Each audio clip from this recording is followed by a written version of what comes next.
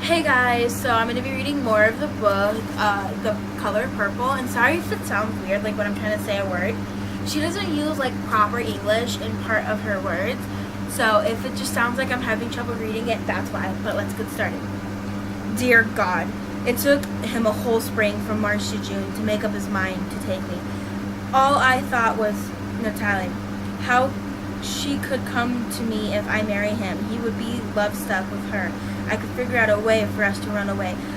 Us both be hiding Natalia's schoolbooks hitting Natalia's schoolbooks pretty hard. Because us know we got to be smart to get away. I know I'm not pretty or as smart as Natalia, but she says I ain't dumb. The way you know who discovered America, Natalia says, is to think of cucumber. That's what Columbus sounds like. Learned all about Columbus in the first grade, but looked like he's the first thing I forgot. She said Columbus came here in the boats called the Neaters, the Peters, and the Santa Marantoers. Indians so nice to him, he forced a bunch of them back home with him to wait on the Queen. But it's hard to think with getting married to Mr. hanging over my head. The first thing I got is a big pop took me out of school. He never cared that I loved it. Natalia stood there at the gates, holding tight to my hand. I was all dressed for the first day. You're too dumb to keep going to school, Pa said. Natalia is the clever one in this bunch. But Pa, Natalia said, crying. Natalia's smart too. Even Miss Braley said so. Natalia dotted on it. Think nobody like her in this world. Pa said, whoever listens to anything Adine has to say, she runs her mouth off so much no man would have her. That's how come she has to teach school. He never looked up from cleaning his gun. Pretty soon a bunch of white men came walking across the yard. They had guns too. Pa, get up and follow him. The rest of the week I vomited and dressed wild game. But Natalia never gave up. Next thing I knew, Miss at our house trying to talk to Pa. She says as long as she's been a teacher, she's never known nobody who wants to learn as bad as Natalia and me. But when Pa called me out and she sees how tight my dress is, she stops talking and goes.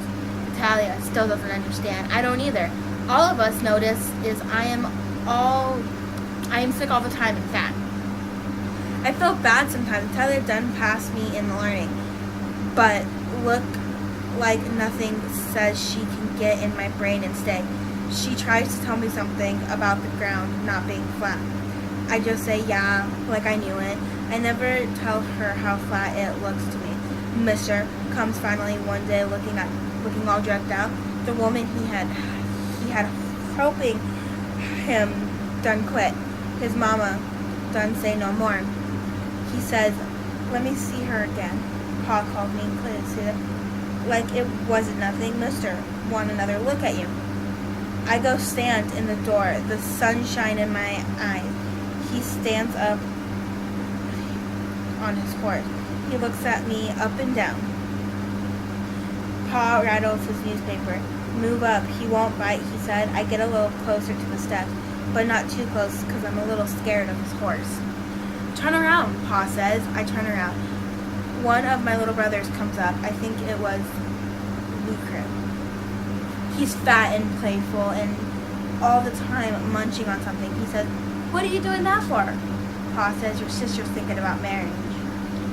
Don't mean nothing to him. He pulls on my dress tail and asks if he could have some blueberry jam out of the safe.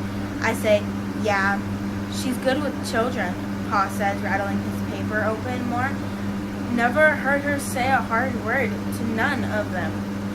Just gives them everything they ask for, is the only problem, Mr. said. That cow is still coming, he said. Her cow. Dear God, I spent my wedding day running from the oldest boys. He's 12. No, he's 20. I think. His ma died in his arms and he don't want to hear nothing about no new one. He picked up a rock and landed my hand open. The blood ran down, twiddling my my breasts. His daddy says, don't do that. But all he says is he got 4 children instead of 3. 2 boys, 2 girls. The girl's hair ain't being combed since her mama died. I tell him I'll just have to shave it off. Start fresh. He looked bad luck to cut a woman's hair. So after I bandaged my hand the best I could, I cooked dinner. They had a spring, not a well, and a wooden stove, like a truck. I started trying to untangle hair. They're only 6 and 8, and they cried. They screamed. They cursed me of murder. By 10 o'clock, I'm done. They cried themselves to sleep, but I don't cry. I lay there thinking about Natalia while he's on top of me, wondering if she's safe. And then I think about Shang.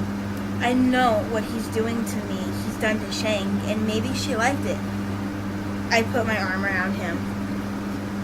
Dear God, I saw in a town sitting on a wagon while Mister was in the dry goods store. I saw my baby girl. I knew it was her. She looked just like me and my daddy, like more us than us itself. She's been tagging along, hidden a girl, and been just saw it. They passed the wagon. I speak. The lady speaks pleasant. My little girl, she looks up at me, sort of frowns. She's frantic over something. She's got my eyes just like they is today. Like everything I see, she sees. She's pondering it. I think she's mine. My heart says she's mine, but I don't know she's mine. If she's mine, her name Olivia. I imported. Stern father too. He took the daddiest when I looked at her. She was about 2 months old. Now she's about 6. I climbed down from the wagon and followed Olivia and her new mama into the store. I watched her run, her hands along the side of the counter. She ain't interested in nothing. Her mama is buying cloth.